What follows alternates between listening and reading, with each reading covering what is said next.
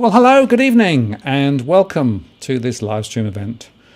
Thank you very much for spending some time with us just before Christmas. I know everyone's busy, but still an important conversation. I'm just going to put my pre-show thing on, and we'll just run this for a moment or two. Nice to see so many on already, and I have Damien Klassen from Nucleus Wealth keyed up and ready to go shortly.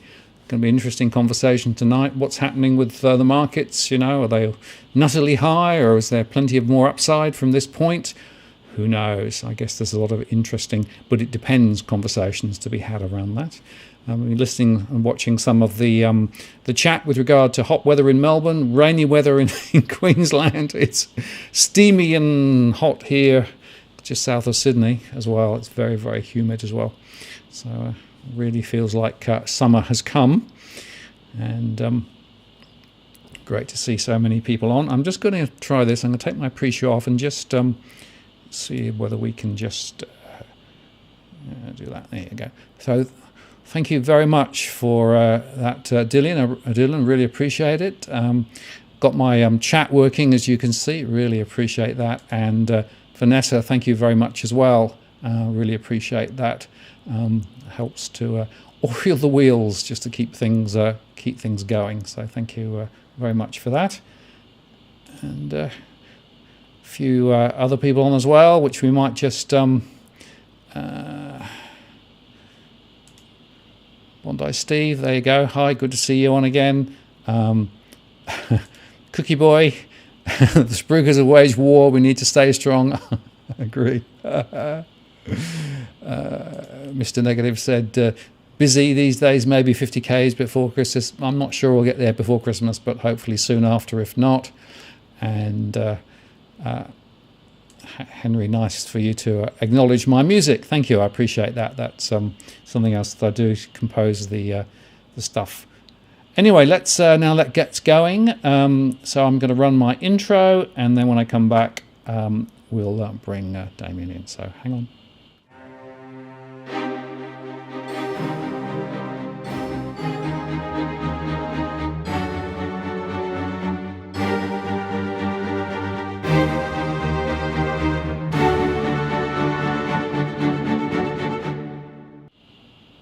Well, good evening and welcome to this live stream event on the 15th of December 2020. Martin North is my name from Digital Finance Analytics. Great to have you on board tonight. And I'll have Damon come in just a second. But just before I do that, just my formal announcement as normal, just to say this isn't financial advice. Do play nice in the chat room. It's being moderated, so no racial slurs, please. This is as of the 15th of December 2020, if you're watching this in replay.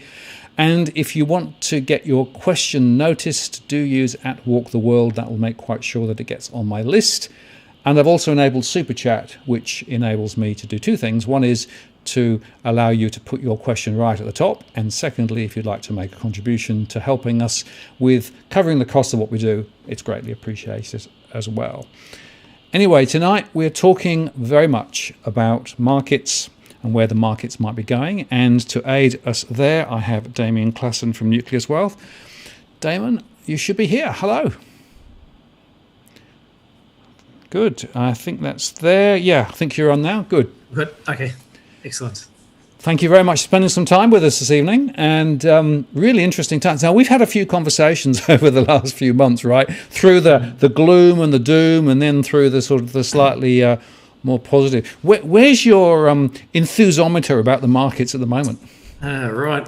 Look, I'd love for them to fall so I get a chance to buy some. I think I'm quite positive sort of in some of the longer term stuff, but there's still the current prices are a bit of a concern, and there's also some there's some stuff that needs to be worked through that I think, and there's certainly some relatively large risks that are still out there, and so I think any investment needs to be taken with a quite a cautious outlook, and you need to sort of be ready to your finger relatively close to the sell button, but central banks want there to be no alternative but for you to go out and invest, and it's working.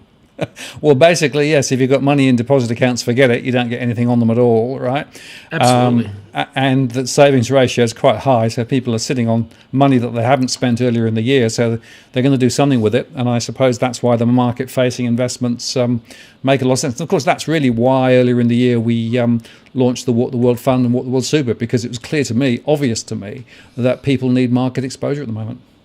Yeah, absolutely, and just sort of that. There's some parts where obviously it's not everything you're dumping into the equity market, but central banks, as we said, are very much trying to drive interest rates down because they want your money out of your savings account and into equity markets, and they're trying to engineer a situation that makes you want to do that, and so that's where we're stuck at the moment. Indeed. And just a quick acknowledgement to Jason. Thank you very much, Jason, for that contribution. Really appreciate it, and helps to cover the cost of what we do here. So now you're going to run with a bit of a presentation first, Damien, and from there we can basically take the questions from the audience and run forward. So I'm going to throw over to you, and I'll let you share your screen, and we'll go on from there. Yeah, sounds great. Sorry, let me just... get back to the right one if I can find it. It's there somewhere. It's in there somewhere. Too many windows open. Yep. I want to share first, and that's the one I want. Excellent. Yep. How's that? That's working. Yeah. Excellent. Yep. Okay. So what I wanted to do was just run through a few things. There's probably been a bit about. You've probably seen a bit about the sort of value versus growth argument, and I just wanted to sort of. I guess put my 2 cents in for people just to let you know where I see value versus growth, and there's a few issues that I think are probably oversimplified that I think is well worth people being aware of, and then jumping into this whole idea of is there no alternative, and how could something be engineered so that we end up with returns that are actually quite high for markets. And then, so what does a perfect situation look like? And then what are the risks, I guess, to that perfect situation? And then sort of jumping into a bit of an investment outlook. So I guess I'll try and go quite quickly through it with the idea that people will come back and ask questions. So feel free to jump in if I've shot past something too quickly and you want to sort of get a better feel for it. So I think the first place I wanted to start was this whole idea about value versus growth. And most people use these indexes from MSCI to have a look at them. And so MSCI run this, I've got on the left there, the World Value Index sort of turned $100 into $200 over a 15-year period. And with the last sort of 5 or 6 years in particular being where it gave it all up. Whereas the MSCI World itself turned that into $280. So, a significant difference between the returns. Having said that, last month it all reversed, and so we've had whatever it is, 5 years of horror for value investors, and followed by a month of being on top. And so the question is this now the change, and will sort of value now be the get to take the upper hand for the next 5 years? So I just wanted to step back and say, well, what is value? And so there's a bunch of these different quantitative factors that people run, and effectively what they do is they say, take the they split everything up into 5 quintiles, so basically 20% in each category, and they say on the bottom one by valuation, they say what are the most expensive companies, and then what are the least expensive companies, and if I bought the least expensive and sold the most expensive, what type of return would I get? And these charts are just showing you that over the year to date, this was at the end of November, you're basically down 30% if you bought value. Whereas if you bought earnings quality, you'd be up 25%. So a significant difference in the factors between those. And that's true pretty much wherever you were, whether it was Europe, US, Asia, right throughout different ones. And so I've got a few of those different factors and just a year-by-year performance. The thing you can note with value, just with this chart as well, though, is every year has been quite bad. So it's literally been, if you go and find the most expensive companies out there and buy them, you would have done better than trying to find the cheapest companies. So what are the other big quant factors? So there's sort of 5 main ones that people use. There's momentum, which is basically buying whatever's going up. And that's quite a high turnover strategy, though. Like you've got to be, if not day trading, certainly trading, once a day at least type thing to stay on top of those types of, so they're quite high turnovers. Low volatility, which is basically saying if you've got a stock that's got low volatility, it'll actually give you better returns over time. Growth stocks, which is trying to find stocks that are growing quickly. Value stocks are stocks that are cheap, and quality stocks are stocks that are earning good return on equity or they have high margins. And what's really worth noting is that all these main quant factors have got this implicit assumption that they're not going to mean revert. So if you're buying a momentum stock that's going up, you're expecting it's going to keep going up forever, or until if you're buying a growth stock, you're expecting the same thing. I'm buying a growth stock and I'm going to expect that it keeps being growth. Value is the only one that's really different in that you're buying a cheap stock expecting that it's going to come back to being an average price stock. And so it's actually it has quite a different payoff compared to some of these other strategies. And value tends to be a bit of a believer's story. So you go through long dark periods of losing money, and then all of a sudden you make a lot of money in it all in one go. And that was where we were last month. But that day's value can run for a number of years. It's worth noting that the MSCI indexes are what I would call naive value. So basically, a lot of it's a reliance on book value, which sort of doesn't matter as much anymore, and accounting standards have changed. They don't use any cash flow measures at all. They don't account for accountings. They don't have anything in there to change up accounting standards in different countries. And there's a few other sort of technical things they do with it, but I guess what I'm saying is, in the end, the value is what I'd call quite naive value. And I've got a chart up here that just sort of showing, if you break down value into a few different measures, you can see that if you're buying stocks on that same measure where the cheapest stocks versus the most expensive, you're losing money across pretty much every value strategy. But noting that if you were focused on cash flows, then you actually did, you basically almost broke even on that this year, and you've done much better in prior years. So while value in itself, especially the way MSCI defines it, is what I'd call quite naive, there are elements of value that certainly have been working. And the other big thing, though, is that, or the most important thing with value, is that value doesn't sit on its own. It's a trade-off. And I put up this chart last time I was on, just showing you that we have this something where we put every stock on the x-axis, from cheap on the left-hand corner to expensive on the right, and then we look at good quality at the bottom of the chart to poor quality at the top, and we then put all those stocks, we try and buy stuff that sort of sits below the curve. Now, whether you do it that way, whether you do it using value versus momentum, whether you're doing value versus growth, value versus some other metric, the key thing is that value on its own doesn't mean anything. Like if you're going to buy a car, you don't go out and say, I'm just going to buy the cheapest car possible, regardless of whether it's going to go or not. You want to buy a car with a certain standard that's actually going to get you where you want to go and not break down and not use an exorbitant amount of fuel and all that type of stuff. There's a certain quality that you need within that. And I guess that's the way I look at value, is that on its own, to me, it means nothing.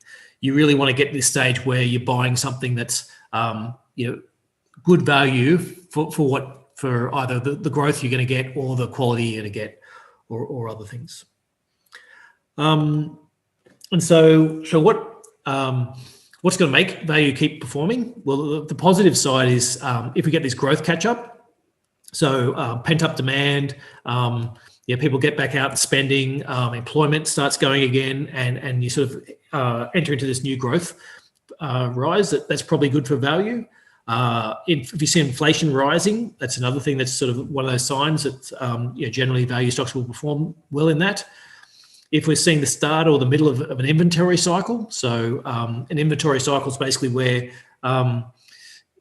you get people use up all their goods, and so then they need to go and order extra amounts. They need to order not only what they're going to use in the next month, but also a bit more to start stocking the shelves, and that tends to be quite a positive effect for the global economy.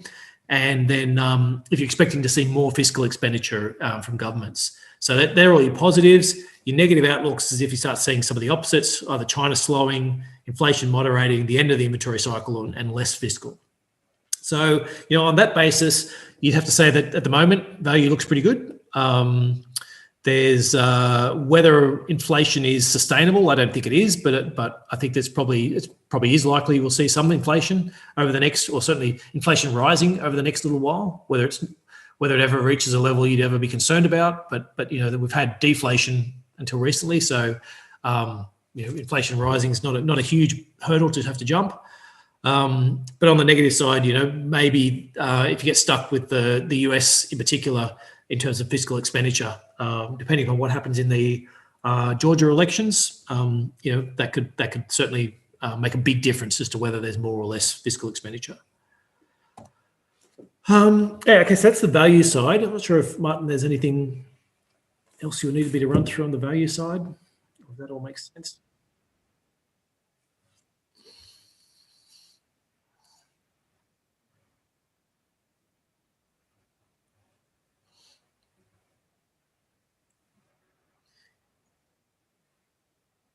Yes. Yep. Yeah. Now that's a very good point. Is he actually runs what I think is something very similar to what we're doing. It's less quantitative, but Warren Buffett's very big on this whole idea of margin of safety, and the margin of safety comes from not just saying I'm going to buy the cheapest stock out there, but it's actually about saying I'm going to buy the stock that's cheap relative to the margin of safety that I'm going to get out of it. And the margin of safety has things that we would call quality factors. How big is how big are their margins? Are they earning good returns on reinvested capital? Are they growing? Are they earning steady, or rather than sort of bouncing around every year?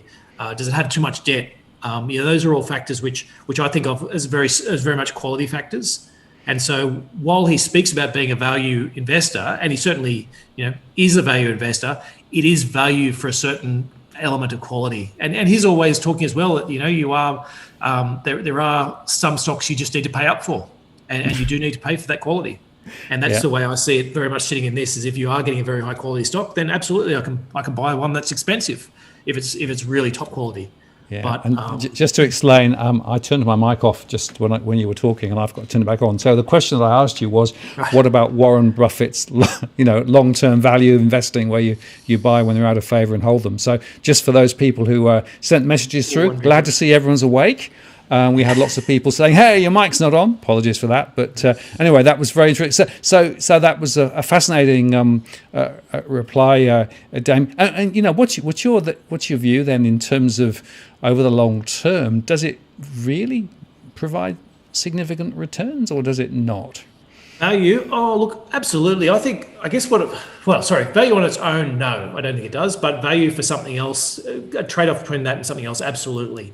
I guess it's that part by saying, because it feels really, when you see some of those value charts, it feels wrong, doesn't it, to say, oh, if I go out and buy the 20% most expensive stocks there are, then I'm going to do better than if I buy the cheaper stocks. And you go, that doesn't sound right. Surely that couldn't last forever. But if it's a trade-off between the two, then I certainly see that's where value does happen. Is that if I'm always saying I've got two stocks I think are of equal quality and I buy the cheaper one, then yes, over the cycle I think that will outperform. It might not in the short term because the other one might get a takeover offer, or there might something happens that's out of the blue that nobody knew about, and a few positive press stories, and that other stock goes well. But if I'm right in the quality assessment, then eventually I think the value will catch up on those, and it's all about what are you trading off. No such thing as a free lunch. No, that's right. Yeah. Now, here's an alternative. So I'll be quick with this one as well, or I'll try not to take too long time. I just wanted to highlight so Ray Dalio puts out these charts that I quite like, which is sort of explaining in the idea that you've got these three graphs at the top: a productivity growth chart, a short-term debt cycle where debt goes up and down, and these long-term debt cycles. Now, the short-term debt cycles are sort of about 5 odd years. The long-term ones are about 50 years, and I've put on the bottom graph is combining all three of those into one. So you see the productivity growth comes and you get these big cycles in GDP growth. And the question is, I think we're very close to the end of it. And I think, Martin, you'll agree that the long-term debt cycle has been going for 40, 50 years now. It seems to be getting close to the end. Are we at this last little short-term peak? Are we at the second last one? Are we the third last one? I don't know. We seem to be close. And I was thinking initially that this could be it. This could be the big one where we start to see a bunch of bankruptcies and they start spiraling out of control, and central banks and governments simply can't hold it back. But they do seem to have stopped the snowball before it got going. And the question is now, does this mean you could turn it into a zombie economy and you can run a zombie economy, or is it just waiting for something to happen? Are we just waiting for those bankruptcies and the evictions and all those types of things to be released, and people have to start paying their mortgages again, those types of things before we see a downturn? And I think it's an open question, but I think certainly the governments and central banks are looking like they've managed to do it so far. And I guess the question is, do we keep giving them the benefit of the doubt? So putting that numbers into context, I've got the corporate debt in the US.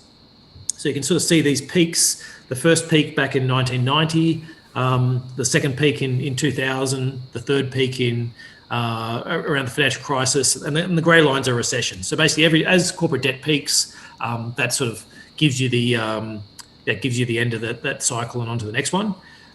You can see that line has really jumped, that corporate debt one. So it's probably not really as high as it looks, because some of it's been that the GDP base effect. So the GDP in the US got smashed, and it will bounce back. Like that sort of you shut down the economy, it's sort of 1 quarter, and it's a bit of weird the way the US calculates their GDP. So it's probably not as high as that, but it's certainly well above any of the previous peaks. And so corporate debt, I guess, is very high. So I guess the question is, will that peak? If you look at the same charts in Australia, it doesn't look as scary, but it's certainly been elevated for some time, and we're sort of sitting on much higher than, say, where we were in the early 90s when there was a big recession back then. And then, so the question is, let's say we're not at the end. Can governments basically wipe off that bottom part of it and engineer so that you don't get this short-term debt cycle and debt simply gets pushed higher? So I don't know the answer, but it looks like they're doing making a decent fist of it so far. I don't know if they can get people to get out there and borrow again and really grow that borrowing. In Australia, in some other countries, possibly. So I've got this total credit to households, and you can see Australia is sort of already 40, 50%, or 50 to 70%, sorry, higher than everyone else. The UK, the USA, the Eurozone, they all did actually deleverage post the financial crisis. And so there probably is a bit of scope for them to get their households to gear up a bit more than what we'd see in Australia. So does that mean one more leg higher on the debt cycle? Maybe. It's obviously a lot harder in Australia to push from where we are at the moment. Interest rates can go a bit lower in some of these countries. Not much in the Eurozone, but or Japan, but the UK and USA have a bit of scope, and Australia's probably got a bit of scope as well to with the term funding facility to get mortgage rates a bit lower. So yeah, I guess there's a thought there. It's worth noting though that the ECB in 2014 really started to target mortgage interest rates. Oh, sorry, excuse me.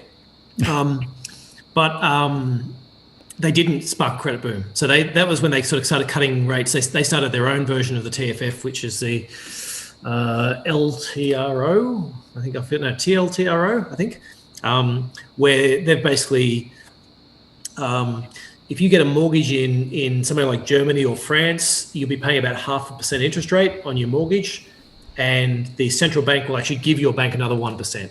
So they're paying a negative interest rate. So basically, whatever interest you pay, they're doubling it and giving it to the bank to keep the banks profitable. And so the ECB started doing that in 2014, and you can see that didn't spark a credit boom in Europe. And so maybe it'll get one here or in the US, but it's obviously it's not a foregone conclusion that just by cutting those interest rates you're going to get this credit boom coming back to houses. So that's where it leaves us. So we're in the loving embrace of central banks and governments. If you trust that they're going to keep providing great returns for us, sorry, not great returns, that central banks, and they're going to keep providing more and more money and more stimulus, that the stimulus is going to flow to not only the people who need it, but the people who don't need it as well. And those people are going to go out and borrow and spend as much as they can. Then there's no alternative. You should be buying. There's a big question for most people who've been sitting there, especially people who've been sitting in cash and saying, look, are you capitulating at exactly the wrong time? Is this just before the whole thing falls over? And so, you're sitting on this cash and wondering what you should do with it. Look, I'll give you a pretty firm maybe. I think there's a lot of things that could go wrong, but the flip side is there's a lot of things that can go right as well. And the mid-2020s in particular, I think look pretty good. There's we think that solar power and other factors are sort of capping energy costs. So that's looking good. There's a lot of automation stuff coming through. You're probably going to see a lot of a lot less production done in China, a lot more in other countries. So there'll be a bit of re-onshoring. I think there'll be a lot of if automation of transport seems pretty likely at the moment. So mid 2020s, maybe late 2020s, and that's going to provide a huge productivity boost to a lot of countries and companies. You've seen this. We've had this big shock to companies, and companies have gone through and basically ripped out their middle management and got rid of as many costs as they possibly can.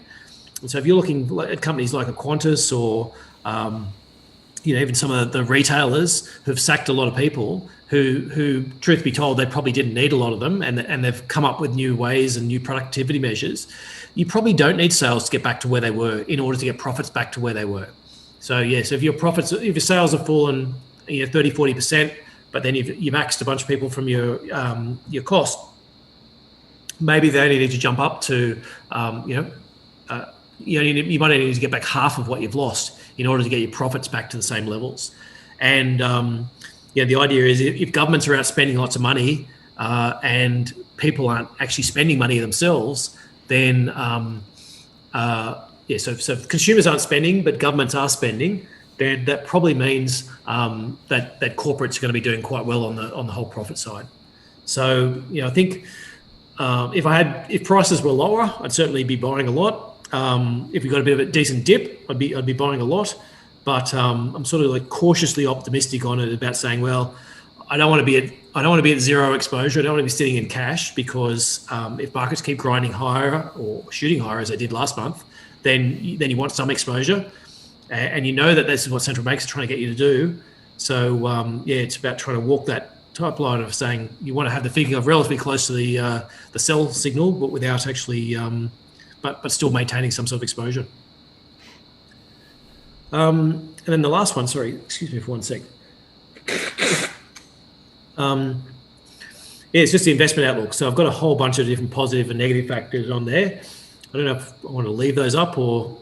We can talk. Why don't we come? Can we come back to that a bit later? I think there's some really interesting points, but I've got quite a few questions now, some beforehand and some which we've had on the live chat. So maybe we could just pick up a few of those apart, and then you just come back to that, summarise the conversation a bit later, if that makes sense. Yep. So this was quite an interesting one that was asked a bit earlier on. What are your thoughts about insolvency risk coming next year? Because that seems to me to be a really, really critical question with regard to what's happening here. It is absolutely the most critical question, I'd say. Look, my initial thoughts were, say 6 months ago, was that there was nothing you could do to avoid the insolvency, and that eventually that would come. We'd have to see a return to capitalism, and that capitalism, if you say companies can't go broke, then you're effectively suspending capitalism and leaving us in this position where you're heading down to a command economy. And I didn't expect that to happen. But having said that, all the extensions keep rolling on. So first, it was a lot of them were initially for 3 months, and I'm talking globally. Then we went to 6 months. Then they got extended out to a year. I think the fact that the vaccine is so close, I think what we're going to see is you'll see more extensions of those. And so there's a couple in the US that are starting to roll off. Some of the eviction stuff rolls off at the end of the year. But I think a little bit of that is an outgoing president who's happy to let some of those roll off, whereas the incoming president hasn't quite got his people with their feet under the table, and I think he'll extend them as soon as he possibly can. And so yes, that's my. It's a very big risk, and if we start seeing signs that governments are going to let companies go broke or are going to let consumers go bankrupt, then we'll be changing our view pretty quickly. But at the moment, I'm expecting that it's just going to be extended. Keep pushing it out, especially with the vaccine so close. It's an idea as well. We only need to push it out for another 6 months or so, and then we'll have a vaccine, and then everything will be fine. And let me add to that, because I think there's another factor: election. Right, the election will be later next year. Right, so I'm pretty sure they'll go on providing support, and through beyond the election. Yeah, for two reasons. Globally, isn't it? I just need to get through the next election. Yeah, that is somebody else's problem, maybe. Well, two ways, right? So, option one, they actually get re-elected because everybody says, "Oh, you've done a great job and you've protected the economy, etc., right?" The other is, if they are unsuccessful and the other side get in, the other side are going to have this huge question as to how to defuse the bomb. Exactly. Yeah. So, I mean, there's this political overlay as well as the economic overlay that I think people should not underestimate the politics of all this, right? And it's interesting that the Reserve Bank in their minutes today made the pretty explicit signal that they're going to actually do more quantitative easing for some time ahead. Yeah. And I think to me it's a little bit like when you're on a diet as well, isn't it? You're on a diet and you try to watch what you eat, and then you have a chocolate bar and you think, well, I just had a chocolate bar, I may as well have some chips as well. And then once you've had the chips, I may as well have a stick of Coke with it as well. And so all of a sudden you're on a binge. I'll start again tomorrow. And I think that's where we are with fiscal spending at the moment. Is it doesn't, we've broken the diet. Doesn't really matter now. We may as well spend as much as possible, and then we'll get back to it later. Well, we're supporting the oil industry. That was announced, was it yesterday, right? Yes. Luckily, of course, we've got the windfall from huge amounts of excess profits from the iron ore. 152 US a ton, which was way higher than everyone expected. So that will help to cushion things a little bit. But the total debt pool is still well above 1 trillion. Yeah, absolutely. We're going to be growing quickly. And the interesting part I'm sort of trying to keep track of is how much of that's going to be bought by the RBA. Because I sort of think in my parlance, I'm trying to. I think one of the mistakes a lot of people made looking at Japan was always saying, "Oh, look at the 220 something odd percent they have of debt." Whereas if the central bank actually owns 150% of it, then you actually only get 75%. And so, so keeping an eye on that in countries as well, I think, is one of the key things I'd be sort of urging people to try and do as you're looking at this, just to keep it in context. Because when one arm of the government owes the other arm of the government, it's there's a fair bit of question about It's how funny realistic money. that debt is. Exactly. Yeah, exactly right. Yeah, no, that's exactly the case. And one of the other questions which has come up quite often, which we might just touch on now, is the question of inflation or no inflation, right? Because there is this thesis running that all of this stimulus is going to flow ultimately into higher levels of inflation, and some people will say, well, of course, the real inflation is a lot higher than the official inflation number. And the others are saying, no, you misunderstand. This is not actually inflationary at all. And in fact, it's probably deflationary. And as you take rates lower and as you try and throw more liquidity through the system, it doesn't necessarily stick, and therefore it creates deflationary forecasts and effects, just like Japan. Where are you on that sort of pendulum at the moment? I'm very much on the deflation side, except I do think there's going to be a short-term burst where, and everyone who thinks inflation's coming will get to claim victory over the next sort of 6 to 12 months, I think. So I do think there's there will be a bit of some shortages and some as demand, as we sort of get this bounce back. I guess this is all assuming that these vaccines don't suddenly start creating problems and major issues, but I think there is pent up demand, and I think a lot of the government stimulus that's gone out has been very indiscriminate, and people who have got it who need it, but a lot of people have got it who don't need it, and they're going to spend it, and so as that comes back, I do think that'll create some inflation, but it's very transient, and the inflation you have to worry about is the whole idea that the cost push idea that wages go up and therefore costs go up, and therefore people on salaries then need to go back and get higher wages, and you get in this spiral where they keep pushing up. We've got extremely high levels of unemployment still, lower than what they were a few months ago, but they're still extremely high relative to history. I find it hard to see where we're going to see wage inflation coming through, and that's one of the reasons why I think it's quite good for companies. Is that if you're in a company's position where you're getting a bounce back, you're not seeing any wage inflation, that means your profits are going to be doing quite well. And some of my analogies might be if you've got a restaurant, for example. Let's say, and a lot of restaurants have closed down, and people start going back and wanting to go out to restaurants as things open up, then chances are restaurants will, they start booking up, they put up their prices. People start opening up other restaurants around the place, but the restaurateur isn't going to go out there and tell all the wait staff, hey guys, I just put up all my prices by 10%, I'm going to give them a pay rise, because he knows there's a huge pool of unemployed people out there, gagging for a job. And so, I do think you're not going to see that wage inflation, which is what you really do need to see in order to get sustainable inflation. Yeah, I think that's exactly right. And, I've always said it's hard to know deflation, inflation, but more of the weight of the argument, I think, is on the deflationary side. In fact, I'm talking to a guy in the States later this week called Steve Van Meter, who's very clear on why it's inflation rather than deflation rather than inflation, right? Okay. Yeah. Get it around the right way. Deflation, not inflation. But one of the interesting observations, and the ABS published some data earlier in this week, which was a sort of an overview of everything that happened economically over the last 6 months. So one of the numbers that stood out for me was the $100 billion that the government's thrown to corporates in Australia, right? So a lot of that was through JobKeeper and through various other programs, but that's a big number. And so one of the things we are going to see is quite strong bank profits and other industry profits. Of course, APRA came out today and said, no, you can start paying out more of your dividends now, right? So, Mr. Bank, so that's fine. So banks are going to be paying more as well. So it looks to me as though stock performance in terms of dividend performance won't be too bad. Yeah, I think you'll certainly see some dividends will be a lot better than what they were in the last 9 months. I think you'll see a few companies even just pulled for cautious reasons who will add it back on again. So yeah, if you and I guess that's part of the allure of the stock market, isn't it? If you can pick up a 3-4% yield to start with, and not lose any capital, then you're going to do much better than what you're doing in the bank. And then the question is, how much risk you're taking on, and is there a potential for some capital growth? Yes, and going back to what Mr. Lowe keeps saying, if people want to get returns, they're going to have to expose themselves to more risk. I mean, it's clear as day that that's his intent in all of this. Well, Yes. interest rates for on term deposits very, very low, on call deposits 0.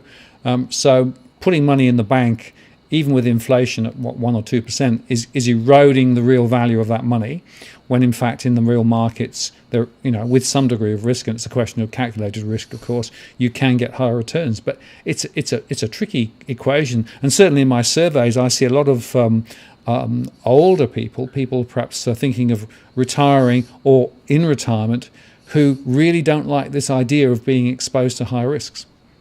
No, and look, they're the ones in the hardest position, because they're the ones being squeezed in order to try and generate extra growth elsewhere. Is that they're the ones who the central banks are really sort of throwing under the bus, so to speak, to try and get mortgage and companies, trying to get people with mortgages and companies looking to borrow, trying to get them out and doing more. So it's an unenviable position. And the 3 million of them, right? The trouble is, as I keep saying, they're this sort of a silent group. They don't necessarily squeal very hard relative to mortgage holders or the construction sector. But it seems to me that, as you say, they are being thrown under a bus, and there isn't really any really good news. Look at the UK. The UK took rates down very low in 2010, 2011. Rates never recovered. Mm-hmm. Well, and as you said, like the RBA today is talking about doing quantitative easing for an extended period of time, and then after that, then you've got interest rates not rising for an extended period of time, and then finally you might get your interest rates rising in 5, 7, 10 years. So it's a question of really how much gets done on the fiscal side, in my view, as to how soon that'll start to rise. But I think. That they're explicitly telling you, don't expect this to be a 1 or 2 year blip. You're in for the long haul. Absolutely. It's a long, slow grind. Now, this is another interesting topic and question. This is from Cookie Boy. What is your thoughts, Damien, on the bond markets? What's going on there? I think there's some really interesting and peculiar dynamics at the moment. Yeah, so I guess let me split into the corporate bond market and the government bond market. So the corporate bond market, we're seeing spreads, which is basically how much you have to pay for to take on a risky bond, are at very low levels, and the coverage you have in terms of covenants, they're called. So basically the rules around these bonds are basically as loose as what they've been in a long time. So you can lend your money to corporates. The corporates can basically do whatever they want in terms of giving it back to you and changing, putting more people in front of you or behind you or whatever. And you don't get a very good return on it. And you run this risk that at some stage, that record corporate debt we showed before comes unraveled.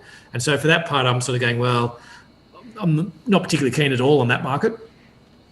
On the government bond market, the RBA's basically pinned the lower end of the curve, so the short-term debts. So basically out to 3 years now, they've explicitly said if rates go any higher, they're going to go out and buy more bonds. And so that part of the market's pretty boring. The 10-year end and longer is really driven by international markets as much as anything.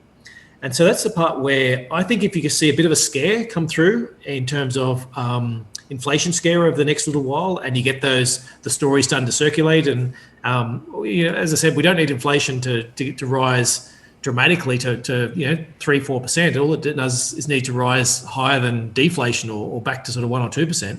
I think there will be a lot of stories coming out saying, hey, this is the start of this huge inflationary scare, and you will see some of those rates start to tick up.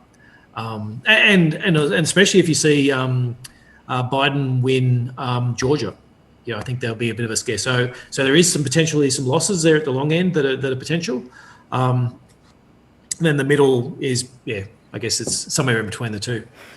But I guess what I'm thinking is I'd be looking to say, I guess our rough plan is we've sort of pulled out of a lot of the long-term stuff. And if we see that inflation scare, we'd be looking at that as an opportunity to start getting back into the bond market. But at the moment, I'd be sticking with the short stuff or just sitting in cash and waiting for better prices. Those bond markets, as Steve Almeida says, it's ahead of the curve. The bond markets know stuff the other markets don't. We'll see. We'll see. Yeah, that's right. Look, the bond markets, I think, are often thought of as the more sane of the between the equity market and the bond market, and probably more accurate at some of the economic factors. But the bond market's always more pessimistic, and there are times to be optimistic, and so. Yeah, and definitely in the long term, if you're going to buy stocks in the long term, they do tend to do better, or not tend to, they do better than bonds in the long term. Absolutely. Now here's one from Dylan, which is Dylan. Thanks for that contribution. Can you guys break down your deflation argument for dummies? Seems like magic thinking to me. Don't understand how, with all the money printing, cash could be worth more. Happy to I'm a dummy and ask a stupid question. It's not a stupid question at all. It is a fundamental, pivotal question. Right now, let me go first with why deflation might follow rather than inflation. All this printing, all this liquidity, right? The question is, what happens to it? Where does the money go, right? If the money goes into the real economy and people then basically use it to buy stuff, that could be inflationary, right? Or if they borrow more, get bigger loans, that could all be inflationary. But if the money that's printed goes into the financial markets and doesn't hit the real economy, you can have the bifurcation between inflation and money supply. And in that situation, you could end up with deflationary forces rather than inflationary forces. And in fact, as interest rates go down, the argument could be that inflation is less likely, deflation is more likely. So that's sort of in a nutshell how the argument runs. But Damon, you might want to take the that's a great summary of the financial side. The other side I want to riff on a little bit is the demand versus supply. So I guess there's times when you have too much demand and not enough supply, and times when you have supply shocks that you can't, the supply isn't there, and that's what causes inflation. So basically, too many people wanting to buy goods, and so the price of those goods goes up. The benefit of China and opening up to a number of developing markets is that we've actually sort of flattened this whole supply curve. Is that if you want some more, $10 toasters, China's willing to provide, pretty much as many as you want. And if you can't get it from there, then there's Vietnam or the Philippines, or there's a whole bunch of other countries that are trying to industrialize and manufacture at those prices. We've also seen, the Philippines was actually one of my services one, where if you want to outsource you're worried that your staff's costing you too much in Australia and you need some more call center staff, you outsource it to the Philippines or to India. Same with your IT. What we've done is really flatten that whole supply curve so that when people want more, it's very easy to get more without actually driving up prices. Whereas if in stages where you're stuck by saying, well, I have to hire people within Australia and the unemployment rate gets really low, then people then demand wage rises, and then that sort of flows into the prices. And so that's where there's the financial side that Martin gave a very good summary about, but there's also the physical side of the goods we're demanding as well. So whether it be phones or things from Amazon and other sort of goods like that are very easy to produce quite cheaply in bulk, and so we're not seeing the same. We won't see the same inflation from those. The final point I just add to that is that if everybody in all countries around the world are all doing the same, in other words, all liquidity printing, right, and all basically trying to take rates lower and lower and lower, then the net zero sum of that means that some of those impacts that you might see in one economy versus another won't happen because everyone's chasing the same goal. Yeah, absolutely. And one of the it's one I was going to talk a little bit before actually, and it slipped my mind, was it's this idea is that we spoke about, I think, last time, in terms of Australia's put out this huge stimulus package that's all based around giving companies tax cuts and incentives to go out and spend on capital expenditure. And what that generally means is if a company spends on capital expenditure, they're probably going to fire some people and automate some processes. And so that's not doing anything for wage growth, obviously. And it probably means as well they can produce more and cheaper.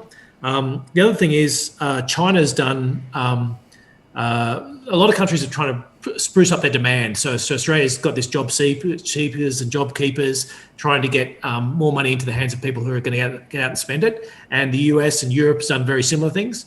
China's done the opposite in terms of they've tried to target all their supply side. So what they're trying to do is say, you guys give your money to your citizens to generate demand, and we'll supply all the goods for you. And so if you've given somebody $100 in Australia for JobKeeper or JobSeeker, and they've gone and bought some new goods from China, you really haven't helped the employment situation in Australia. And so until you get a bit of righting of that problem, it's very hard to see that wage growth. And until I can see wage growth, I just can't see inflation coming. And wage growth, according to RBA, is not going to happen for several years, right? Because basically they say interest rates have got to normalise first, unemployment rates got to come down a bit. I mean, 3 to 5 years is what they're talking about, right? So don't expect a huge amount of wage growth anytime soon. And the RBA was sort of like, over the last 5 or 10 years has been like the ultimate wage growth optimist. Every year they've been talking about, wage growth is going to bounce back, it's going to bounce back, and every year they've got it wrong. And so maybe now they've said the other way around, or they'll flip around, but I can't see any reason for it to happen. I think they're being now, they've realised how many times they've got it wrong, and hopefully being a bit more realistic about that wage growth. Well, there's that famous chart which shows every year they were expecting it to do this, and it always went that and right the next year. Again and again and again. In fact, Otto made an interesting point, which in the same sort of vein, which is that wages and costs push inflation is next to impossible in the short term, despite the stimulus and inflation effects have already been felt, namely to stave off short-term deflation. Absolutely right. So, things would have been worse without the stimulus. The stimulus isn't necessarily going to create inflation. It might just stop us from deflating as far as we were previously. Yeah, exactly. And it's about filling that hole, isn't it? We've got this hole in demand, and we need all this money. And so you poured all this money in to fill the hole, but you haven't actually stacked it high enough that it then creates inflation. Absolutely. And, there's a bit of interesting speculation about when and if interest rates are going to rise. All of the indications from what I'm seeing is that rates are going to stay low for a long, long time. And every time the Reserve Bank sort of underscores it, they just keep underscoring it. Exactly. Long time. And look, in the US, Janet Yellen looks like being Treasury Secretary, and she's spoken about letting the economy run hot. You've got the Fed, US Fed's now moved to an average inflation, basically saying that they're going to let inflation overshoot the target until they won't even think about raising rates until it's overshot their 2% target for some time. I think there's higher rates are a while away. Absolutely right. No, yeah, I think that the chances of rates going any time high. And remember, the other thing, of course, is we've been fortunate with the virus recently here in Australia. But around the world, you just look at what's happening with regards to the US or the UK or Europe, and the Netherlands are locking down again. In the UK, they're saying there's now a more virulent strain of the virus circulating in and around London, so they're actually locking down there again. And okay, the vaccines will hopefully come through in due course. This is another negative set of economic indicators which need to be factored in on a global basis. Yeah, and it's interesting that in a way some of that debt is really just sitting there to fill in this gap so it's almost as if you sort of say, okay, we started with this economy that was running at whatever rate it was running in at the start of 2020, and hopefully we'll have the same economy in, say, 2022, but just with a whole lot more debt sort of attached to it. So without a lot of growth or anything like that, but just a whole lot of debt that's sort of been built up over the interim. So yes. Well, and I said in an earlier show at the end of last week when I was talking to Tarek Brooker, think of it like this: the economy was slowing in January, February time, right before the virus hit in Australia, right? If we're lucky, we'll get back to that sort of growth rate again.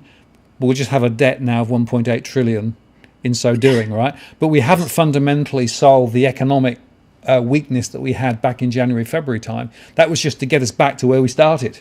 Yeah, that's right. And then we're, a lot of that growth all came from increased debt by basically convincing people to go out and borrow more. And so if you've already given them a lot more debt, it's like I do think there is a limit at what stage people will say, well, even if I can borrow at 0.5%, maybe I really don't want $1 million mortgage that I can honestly see I'm never going to pay off. Even if I can afford to,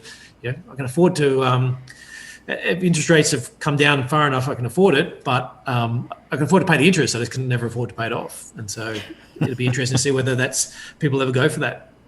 Absolutely. And let me just make a couple of acknowledgements here. Smooth operator, thank you so much for your contribution there. Aussie dollars 123. How is this for supporting DFA miners? Good work. Well, really appreciated, Smooth operator. Thank you so much. It really does make a huge difference to our ability to continue to make these shows. This doesn't come without cost and effort. We're not here to make a lot of money off the back of it, but actually just covering the cost really helps. So that's really appreciated. Thank you very much for that. Damien, I wanted to ask you something else. If you think of debt, right, we've got government debt, we've got corporate debt, and we've got household debt. And it seems to me that we know that the government debt's increasing. We know that household debt is on the way up again. But it looks to me as though corporate debt is not really moving. In fact, business investment looks to be very slow at the moment. What do you think's behind that? And do you think that's a significant indicator that we should be watching? Yes, I guess so. So Australia's debt's already relatively elevated to where it's been in the past. The second part, the probably more important part, is that that utilisation is quite low. So what I mean by that is that companies generally have spare resources and can increase their production or increase their services without actually having to incur a lot of costs. And so, and when you're at that stage, you don't have a reason to go out and spend more on capex. If you're only operating at 80%, then you want to wait till you're 90% or above before you actually start getting out and expanding. So,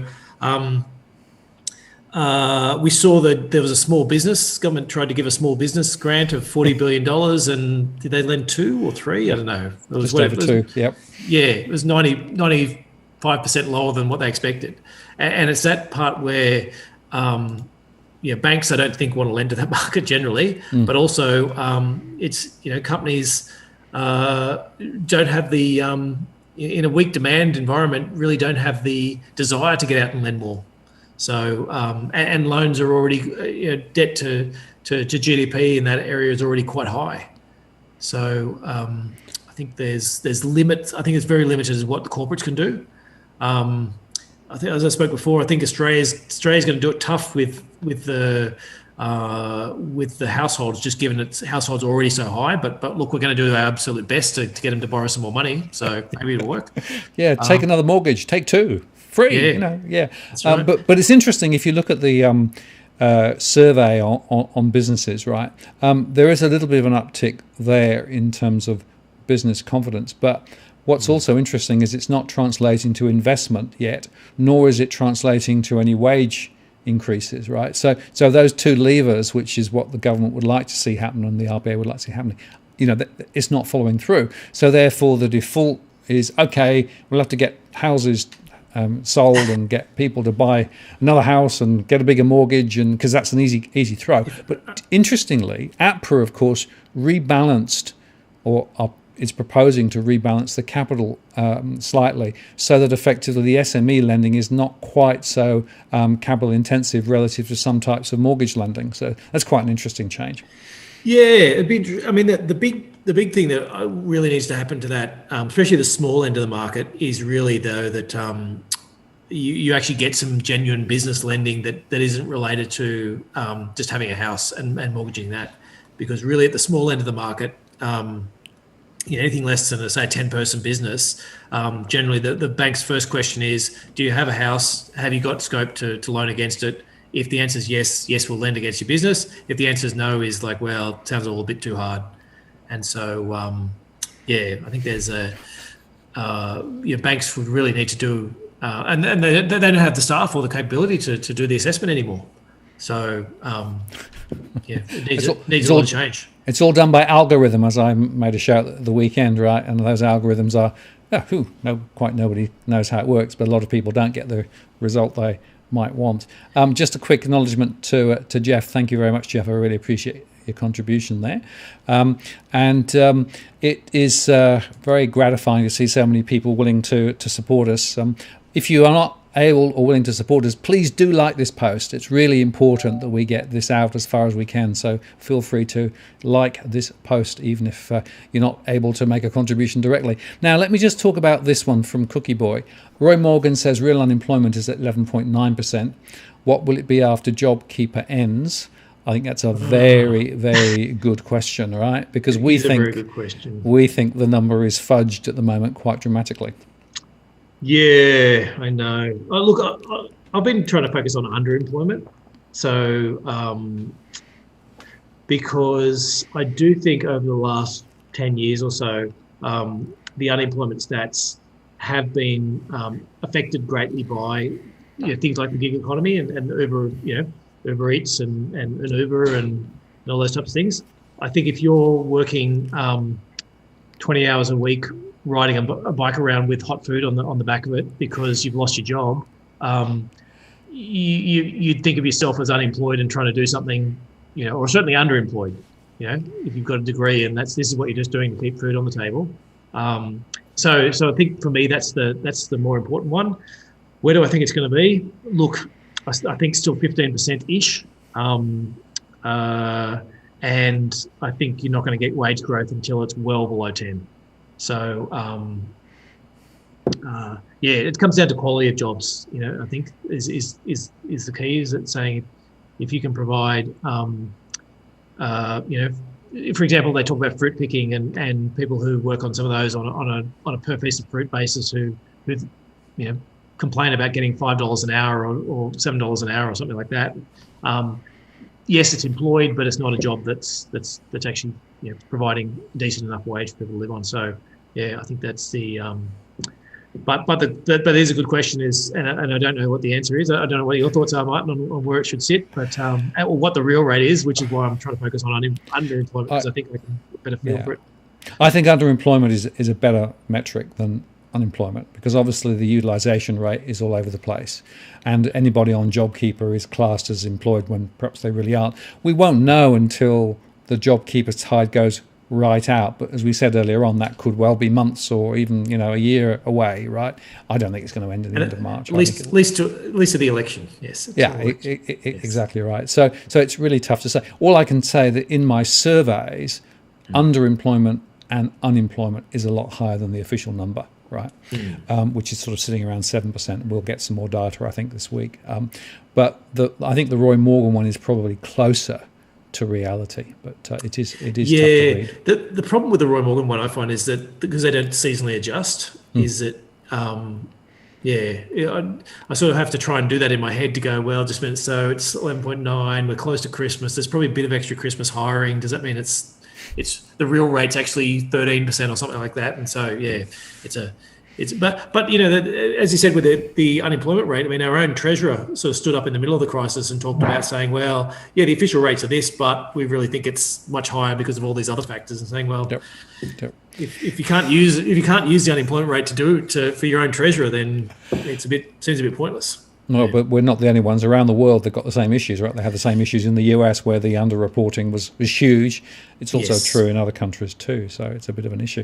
And in fact, on that sort of line of argument, Otto came with this comment, which wage growth is the key. Given the path we're on, I don't see it happening. If migration taps to turn on, I would say wage growth would be impossible. And that's another factor that's worth thinking about, right, in all of this, because at the moment, the expectation is that net migration will be negative for the next couple of years. That was what was in the last budget papers. There'll be a mid-term update shortly, and we'll see whether that changes. And it's interesting because there was a paper published today from a government agency on the housing sector, and they also were saying we've got an oversupply of houses because migration is going to be shut out for 1 or 2 years, right? So with migration, if that does actually come back, that's going to be another deflationary impact. Yeah, and I'm very interested to. Well, it's all. Look, nobody knows for sure exactly what's going to happen in all these circumstances. But I guess I want to highlight that in the financial crisis, Australia was a bit of a shining beacon in terms of we had this coming out of the financial crisis. We've got this huge resources boom going on, and I'm not talking about just prices. This was a massive amount of expenditure on all the oil and gas sector, and the iron ore sectors in particular were all doing these massive expansionary pushes. And so if you were somewhere overseas and you just lost your job, or let's say you're in Australia and you just lost your job, you want to come back, you'd say, yes, I'll come back to Australia and because there's jobs there for me. Or you were a worker somewhere else who'd lost your job, you can look at Australia and say, yeah, I can genuinely move. I don't know if people are going to be as keen to move across from different countries when unemployment is still quite high in Australia. And especially with pandemics and the threat, I guess, of it coming back, is do you want to move to a country where you may not get unemployment benefits and all these other factors? There might be another pandemic and another shutdown, and you don't have family to fall back on to stay with, or to, or just a safety network might not be the same. So there is the thought that when you'll reopen the floodgates and people will want to come back in. But there's obviously students from China are probably much less likely to come over. So that's one source that's probably going to be lost. And then the question about whether we will get lots of people come on, I think is far from a given. So I don't know what the right answer is. I think it's could go either way, but I don't think I'm not sitting there going, yes, as soon as I open the floodgates, people will come flooding in, because I'm really just not that sure. No, I'm not sure either, actually. I mean, that's an interesting question. And there are going to be political forces, right? Because if a lot of people are unemployed locally and then they actually open the floodgates, is that going to be politically acceptable? I suppose it depends a bit on, we need lots of fruit pickers. Well, yeah, or yeah. and the good argument is, yeah, it's always the question is we can't find the people to do it in Australia at the price we want to pay. And that's the question is whether that at the price we want to pay. If that argument comes good, then that's exactly what, sorry, I missed the guy's name who just asked that question. That's exactly right, because wages will stay low. But if they don't open the floodgates, then maybe some of these, they will have to put wages up, and get some benefits from it. Yeah, and Paul actually made a similar point. Love the show, thank you. That's great. What are the chances of the government going full Corey Worthington on immigration with unemployment so high? Wouldn't that cripple the economy and wages even more? Exactly. Yes, it would. So Corey, it's a party one, isn't it? So partying for, yes, okay, let me get that right. Yeah, well, this is his question though, when he's talking about crippling the economy. It's this question, I think we've probably, I'm sure I've spoken about it plenty of times, probably with you, is there's a big difference between GDP growth and GDP growth per capita. And so I think the governments have fallen in love with the idea that all we need to do to get GDP growth up is bring a lot of people in. Whereas it's that idea of saying, well, if GDP growth is 2%, but we're bringing in 3% of people, we're increasing population by 3%, then everyone's actually going backwards on a per capita basis. Yep. And that's where... and we've had per capita recessions, in recent history, right? Years. Yep. Yeah, and I think in terms of, I think if you go to gross national income, I think we're 7 years of falling. Exactly. So 7 years of falling there, and if you look at income growth in real terms, since 2012, it's been flat. Yes. Those two things are connected. Yeah, absolutely. And look, the argument that you won, that the Libs pretty much won the election on the basis of Queensland, I think is a good one. And the question is, were the Queenslanders who voted for them, were they in love with the idea that no, we have to have fossil fuels and more coal, or were they more in love with the idea that, hey, we want to have jobs? And I'd argue it's the second, not the first. I don't think they are saying no, we absolutely need to have fossil fuels at all costs. I think they're saying we want jobs and we think that's more important than the environment. But now you got to turn around to those same people and say we want to bring a lot of immigrants in to take the jobs that you don't have. I think that's a harder argument, and so potentially that's where I would think the Liberal Party would be quicker to come to that conclusion than maybe the Labor Party. Well, it's interesting because this one came in just now, right, from Master Singleton saying the Labour and Liberal Party's policies are so similar now it's not funny. And in fact, that is true. I mean, there are some marginal changes and differences, but actually, you can't really see much light. And I almost think Labour is deliberately mirroring what the other guys are doing. They don't want to be a big target. No, absolutely. I don't know whether that gets you elected. I suspect it doesn't, but That's what they've decided to do. So Well, yes. Well, they tried the other method last time, and that didn't work, did it? So. no, that's right. But I guess Anyway, let's not delve into politics because otherwise we'll Okay. we'll fill your comments up. Yeah. Now here's another one, which is that the official homeless numbers are also incorrectly stated, and that's not just here but globally. I agree. I was doing some reading on that earlier on, and yes, it depends on how you define homelessness, right? And that's the part of the problem. And it goes back to a lot of the issues more broadly with statistics, whether you measure inflation, unemployment, wages growth, homelessness. There seems to be an official way of calculating things, which seems to be conveniently understating the reality quite a lot of the time. And it almost seems to be a bit of a policy. In other words, they redefine things to be able to actually... So, unemployment, right? An hour a week makes you employed. Yes. Yeah, well, I think I remember some train statistics. Somebody, was it a Bob Carr one? I don't know. Somebody promised the trains were going to run on time, and so then they just changed the definition of what on time meant. Behold, the trains ran on time. Yeah, it's no longer up to 2 minutes late. We'll just make it up to 5 minutes late, and we've improved. Yeah, so. Redefine the problem. Yeah, exactly right. Yes. Now here's another one from Cookie, which I think is quite interesting, and it's something which I've been banging on about, and that's to do with the commercial end, right? So he said, Wollongong on Saturday, Newcastle on Sunday, noticed a lot of commercial for lease signs. And I've had a few people send me videos. They've walked down various high streets and various other areas. Wherever you look, you've got these for lease signs around. And I think if you want a really good forward indicator of just how critical a lot of businesses are, this is probably it. And of course, the question you've got to ask yourself is, if those for lease signs stay there, what does that say for the investors who actually made the investments in the commercial property, which is now vacant? Yeah, and at what stage do they give up and start converting that, say, into residential? And I think that's where the strip. So I think the strip shopping, from all accounts that I'm hearing, is high street. If it's not a particularly busy high street, then it's not getting rented for years. And so the question is, do you start converting those into houses and add more supply from that perspective?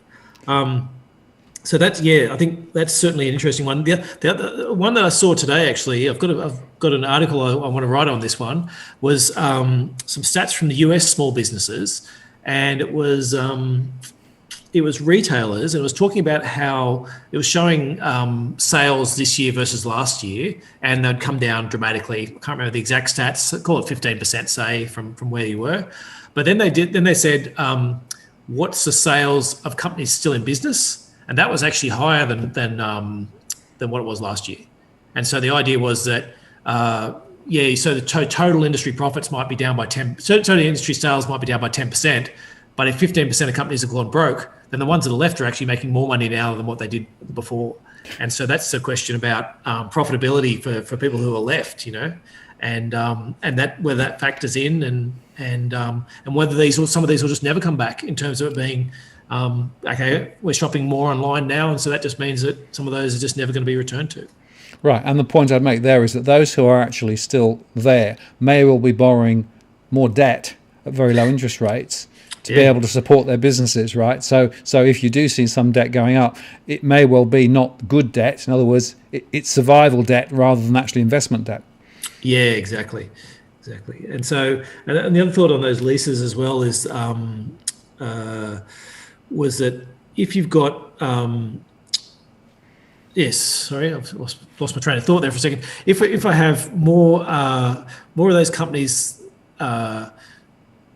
I need to now to find entrepreneurs. Sorry, that's where I'm coming from. To actually want to go out and do that. And if house prices haven't gone up a lot, or people haven't been, they're seeing uncertainty. There's not a lot of people who will then want to say, you know what, I'm going to take I've just seen what happened to every other restaurant that fell over in the last 6 months. I want to take my life savings now and pour it into that restaurant I've always wanted to open. And I think you just have fewer people wanting to do that. And so the leases are going to take longer.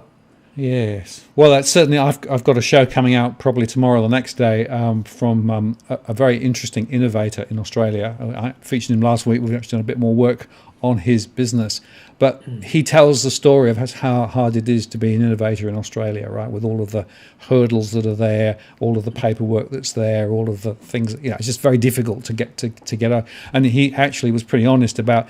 He was quite close to saying, well, maybe I should just sort of go over to the US and take my ideas there because there's more chance of getting it to grow and develop there. He hasn't done that, but I do think there's an interesting question as to whether we'd have enough focus in Australia on creativity and innovation and helping sort of businesses that could grow into bigger businesses to get going. It seems to me to be a really big black hole here. Yeah, and one of the guys we had on my podcast recently as well runs. So he builds solar houses where all the panels around the house are all solar, and does it with robots in Australia. And what he's saying is he actually needs a lot less capacity than he would otherwise because if you've got to swing things around and it's a person doing it and putting things together, then you need so many meters around to work out how far it is. But if it's a robot doing it, you know exactly how far it's going to go every time, and so the footprint actually ends up being smaller on those bits. So some of the industrial property as well. If you are on reshoring or companies that are automating their processes for it's in Coles and Woolies automating their processes for logistics, then again, if it's robotics, they just need less space, and you can stack things higher and more safely, and so it's also less land needed. I must just share you this little comment from Civics. They must have dominantly adjusted the train times. That was for your earlier comment about redefining when the train is late. Yes. We've had a few discussions about hedonic price indices on the channel over the last few months. So that was very absolutely relevant. So no, look, I'm a big I think there is certainly a lot to say for hedonic indices and saying it's a good thing that you're trying to adjust for it. But the fact is, if I go out and knock down a 3-bedroom house and then put up a new 3-bedroom house and then sell it, it gets treated as if I bought one I bought one for 600,000, sold it for 900,000, and spent 300,000 or 400,000 on the construction. It gets treated as a 50% gain because it's like you bought it for 600, sold it for 900, done. Yeah. So. Excellent. Okay, so as we get to the last quarter of an hour, there's a couple of things I wanted to touch on. A couple of people asked me beforehand your current perspective on gold and silver, and your current perspective on cryptos. Yeah. Okay. Well, let me start with the easy one first, the cryptos, and the one that'll get you the most amount of hate mail. Look, the hard thing with cryptocurrency is it's an asset that is only of use if people think it is of use. And if you find a government who decides to ban it, a large government that decides to ban it at some stage, and plenty of smaller governments have looked to ban it as it's been used, then it's going to people will fall out of love with it very quickly. So basically, while it remains relatively small, it can be successful. But the problem is, if it ever gets large enough that governments like the US government or the Australian government or European Union start finding it a threat in terms of their own monetary systems, then I think it's in trouble. The other problems, so they like to be the only issuer of the currencies, and they also have armies and things like that Bitcoin doesn't have. So it's a trade, not an investment, I guess is where I'm coming from that. In terms of gold and silver, look, they have the right characteristics. If you're expecting that we will have central banks out there printing as much money as they can and governments spending as much money as they can, effectively debasing their own currencies, then if you treat gold and silver as an alternative, or gold in particular as an alternative currency, then you can have an argument for why it should go up. We've got certainly some gold in our portfolio. We've got a lot less than we had 3 or 4 months ago, with the view that it's not going to be all straight uphill for the gold or for the gold price. I think there are still reasons to want to own it in your portfolio with that view that if it is going to be debased, but there's also reasons to be concerned about if we are into this long grind where assets are going nowhere and we're not seeing you've got a deadlocked parliaments in the US and the fiscal spend that people were hoping doesn't appear, then it might be a bit harder for the gold side. But yeah, so still a supporter at the moment, but it's no longer a huge part of our portfolio. And it's interesting because I interviewed Harry Dent on one side of the gold story, and a few other people on the other side who are very, very bullish about gold. And it's fascinating to see that huge divergence, right? And it comes back to this fundamental question of whether you think the US dollar is going to retain its position as effectively a pivotal currency or not. That seems to me actually where the debate ultimately goes to. Yeah, absolutely. And the biggest, I hear that debate all the time, and the thing I just can't get over is what currency replaces the US dollar. You might hate it, you might think there's all these problems with it, but would you like to be paid in Chinese yuan instead, and not know whether you can get your money out of the country or not? And I think the answer is pretty firmly no. Do you want to get paid in Bitcoin that might be up or down 10%, 15%, in a short order? Again, I think the answer is no. I just can't see. The euro doesn't has all these problems. The yen has all these problems. It's hard to see what currency will supplant it. And so until I can see a currency that will supplant it, that argument sort of doesn't hold a lot of weight with me. Fair enough. Now, so I was going to ask you, as you sort of think about next year, right, 2021, what are the couple of leading indicators that you'll be watching for in terms of things that might change your strategy with regard to the investment? Yeah, so one we were talking about off air just beforehand. So the outcome for the Georgia election, the Georgia runoff for the Senate. So basically, if the Democrats pick up both seats, they'll have the ability to spend lots of money, and they will. If they don't win them, then they won't have the ability to spend lots of money because the Republicans will basically limit what they can spend, similar to what happened post the financial crisis. So I don't think I've got no idea who's going to win. I know that there's a huge turnout for the general election, and a lot of people loved Trump and turned up to vote, and a lot of people hated Trump and turned up to vote, and a lot of those people won't turn up for this because they just don't care. Trump's not in it. I don't need to go there to vote him out. I don't need to go there to vote him in. It just doesn't matter to me. And I don't know which one of those is bigger. Markets at the moment are pricing it as if it's a pretty much a foregone conclusion that the Republicans are going to win. And I just don't. I don't think anyone knows. And the what limited polling there is seems to be pointing to the Democrats have picked up a fair bit of ground. So that's one big shock that could happen. And it's going to happen obviously very early in the new year. That's the 5th of January.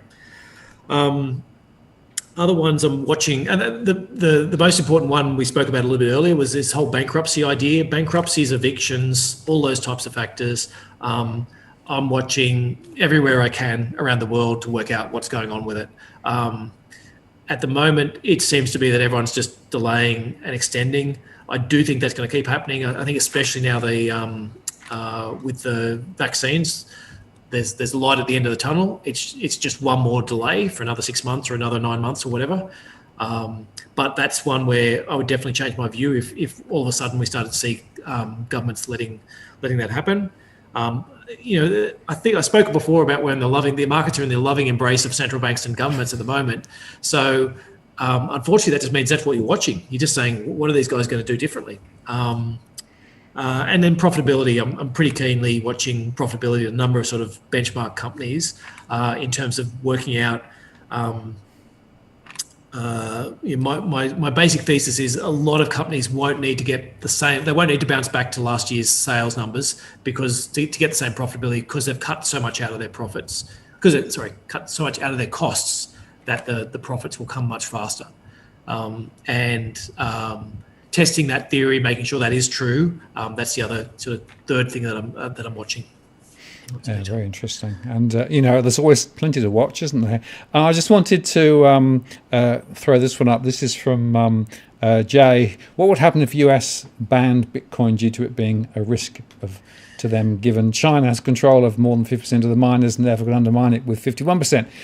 Could the US even do that? I mean, who knows, right? Nobody quite knows precisely. What I would say is that I think the real question is not just on the Bitcoin, but it's actually the combination of Bitcoin versus central bank digital currencies.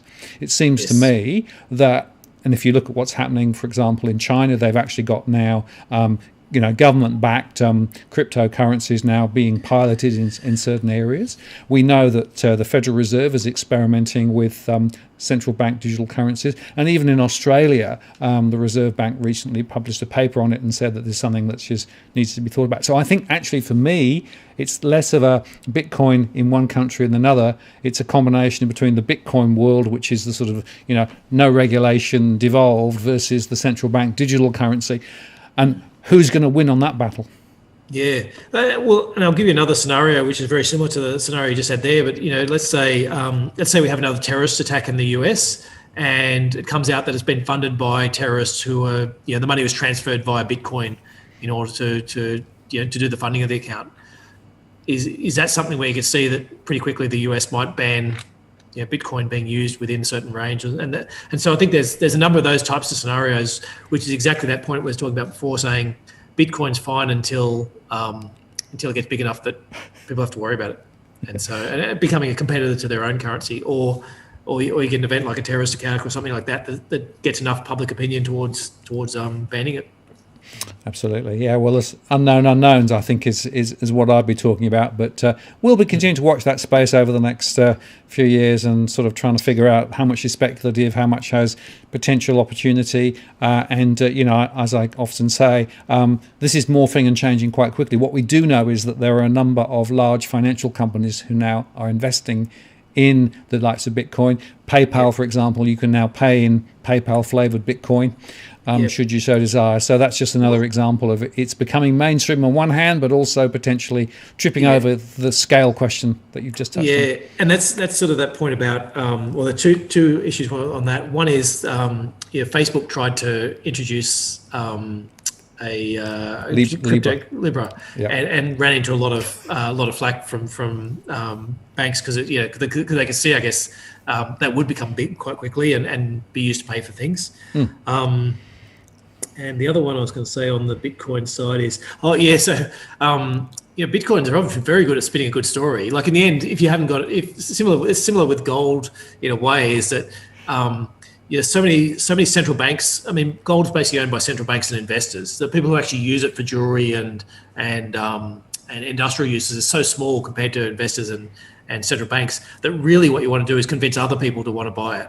And Bitcoin's exactly the same. And they've been very good at changing the story around. First it was going to be this transactional thing, and then it's like, well, it's too slow to be a transactional one. Now it's a store of value, and then there's something else, and now it's an institutional asset that's uncorrelated with other assets, and so therefore you should have they've been very good at changing the story, and they can probably change it again. So it's partly evolution, and partly, as you say, morphing. And partly, of course, there are a lot of people who are actually, making money on the way up, making money on the way down, and spooking, the more people who actually get in. So it's a fascinating microcosm of how markets actually work or don't work. Well, and if you're in a pyramid scheme and you want to, you need to make sure that other people get into the pyramid scheme so you can get out before it falls over. So yeah, absolutely. I'm just going to mention this one. This is from Jeff. I would love to Housing Mythbusters show. There is truly a lot to learn. I would share my informed experience for a fortunate first-time buyer who received great advice and acted on it. So there you go. Right. Well, and that's I'll plug our. We have a housing calculator out there where you can go in and look at the returns you can get on houses, and we do put all those expenses in, your entry costs and your exit costs, because as I said, we spoke about that. The house that's bought for 600,000 sold for 900,000 sounds like a 50% profit, but all these extra costs, even just the stamp duties and your real estate agents and all that type of stuff, will knock you right back. And then if you actually did go out and spend $150,000 to get there, you probably break even on the whole deal. So. Yeah, absolutely. And I just want to throw this this slide up here. This is actually the Roy Morgan Confidence Survey slide, right? Which basically is being reported as another huge boom, right? But I just want to remind everybody, when you start from a really, really low number, right? It's only upside, right? And it's worth just bearing that in mind with pretty much every statistic that is being thrown around at the moment, be it confidence, being unemployment, etc., etc. GDP growth. When you go deeply negative, right, of course it's going to be positive, but just look at the long-term trend as a point I'd just like to make there. And the other one as well is some of the other statistics you get out, especially some of the PMIs, they're called, yes. Service PMIs. They talk about where are you relative to last month. Like they don't say, so if you've fallen from 100% down to 10%, and then you've improved to 20%, you're like saying, that's fantastic. I've just gone from 10% to 20%, but you're like, yeah, I'm still 80% below where I was, a year ago. But that's just the way those are structured. So it's not a, I guess the idea is that's a choice about how they've structured it. But you need to interpret it the right way when you're looking at those ones. Absolutely, that's exactly right. Now you had that final slide. Did you want to go back to it, or do you think we've covered off pretty much everything on those slides? I think we've done quite a few of them. I think we have. Let me bring it up just in case there's anything else we've. So the big ones, the big key positives is your government stimulus coming. Low probability of US tax hikes, but if Biden gets the Senate, that could easily come through. Earnings are looking quite good, and this whole idea that inequality increasing, that's we could probably spend a whole show on that. We probably will should at some stage. This idea that inequality in the short term is actually very good for stocks, but it's actually a key. It's one of the other negatives as well, is that you get too much inequality for too long, and it really hits your demand, and eventually creates political instability as well. But so there are four key positives, and the key negatives is the virus in the Northern Hemisphere, valuation, those latent bankruptcies we're talking, and then that idea about low genuine credit growth, which is the part about, we spent the last 10 years really trying to juice economies by growing credit as fast as possible.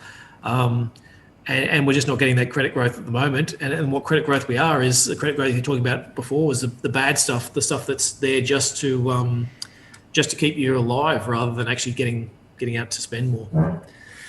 I don't know. Is there anything else that's exciting for you? Well, just your last comment there. Australian stimulus badly targeted. It goes right back to that 1.8 trillion to do what?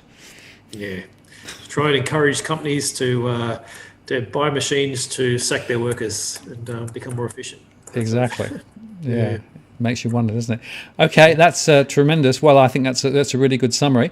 You might want to just come back to your picture. Yeah, hey, there you go. Well, we've pretty much used up all of the time tonight, and Damon, as always, really appreciated your insights and the conversation. And just to underscore, there is this Walk the World Super and Walk the World fund, which is effectively powered by Nucleus Wealth.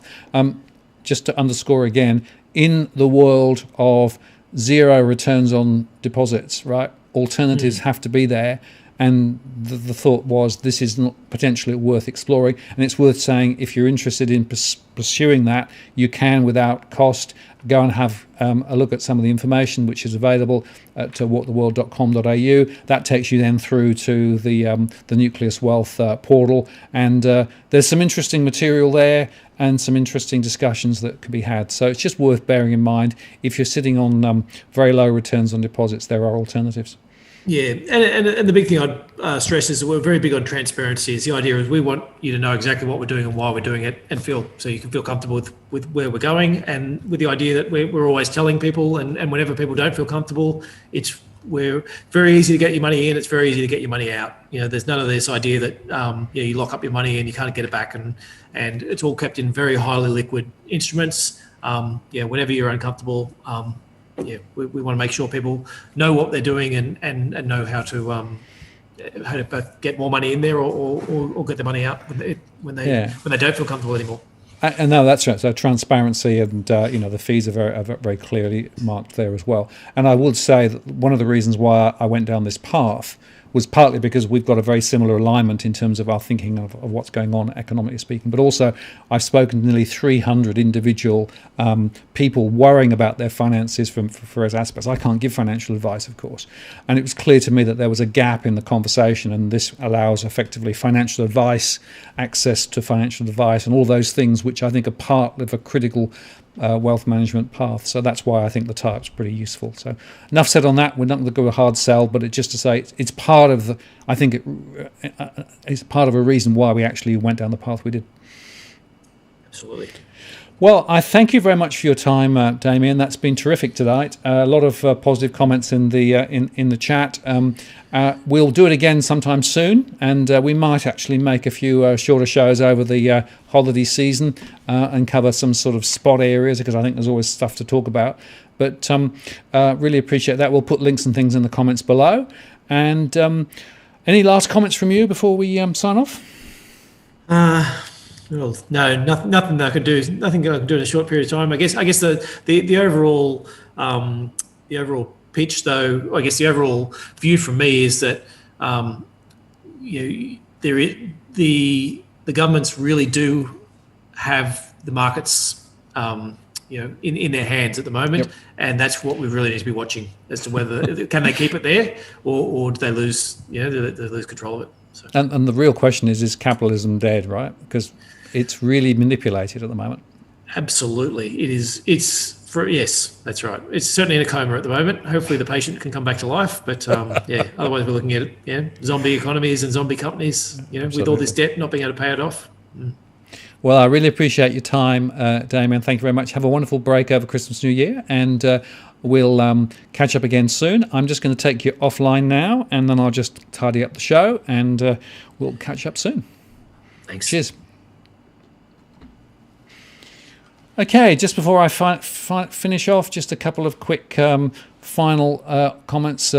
Best term deposit in Oz from Cookie Boy Bank. Very good, Cookie. Thank you for that. And we'll go to that one. Let's get that one off and go there if I can. Oh, that one seems to have died on me. Okay. For some reason, it's suddenly stopped. Anyway, look, I want to say thank you very much for spending time with us tonight. It's been a really interesting conversation.